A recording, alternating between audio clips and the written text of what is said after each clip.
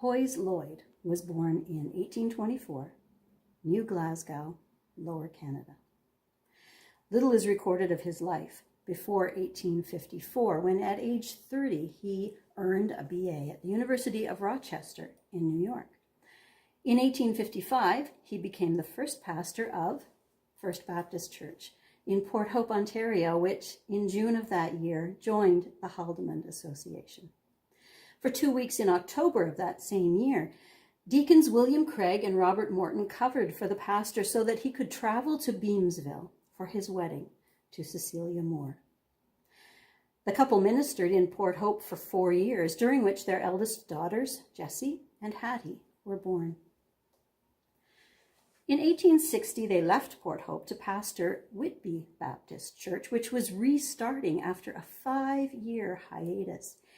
Their log chapel had been destroyed by a storm, and now they were building again.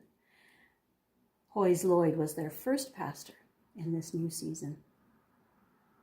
In 1861, he received his master's degree from Rochester, completing his formal education.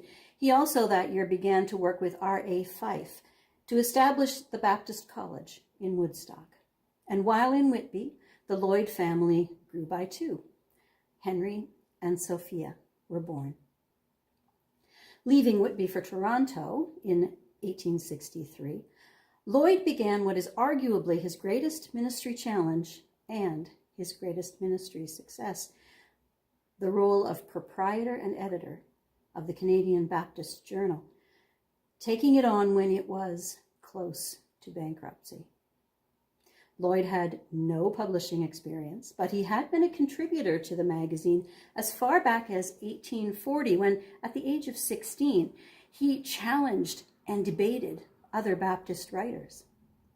As editor himself, he ignored events like Canada's Confederation and the American Civil War and Lincoln's assassination. He focused instead entirely on Christian life and doctrine, even taking Charles Haddon Spurgeon to task over the question of open communion. Lloyd passionately promoted missions.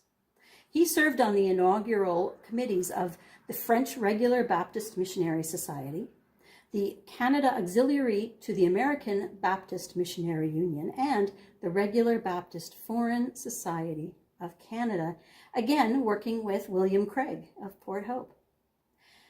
These committees helped to launch and support the work of respected Baptist missionaries like William's son, John Craig, and his wife, Ada, as well as Americus and Jane Timpany, and John and Mary McLaurin.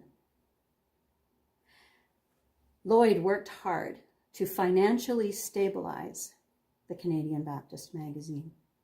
For example, in 1868, he returned to his old stomping grounds, the Haldimand Association, to encourage subscriptions and to recruit opposition to a new tax on imported Bibles.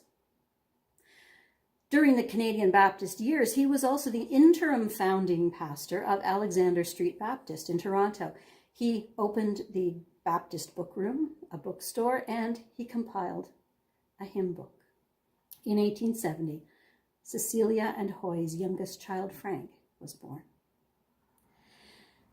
In early 1871, Lloyd resigned from the Canadian Baptist. It was no longer in danger, but his own health had become too poor to continue. Later that year, his 4-year-old son, Tracy, died.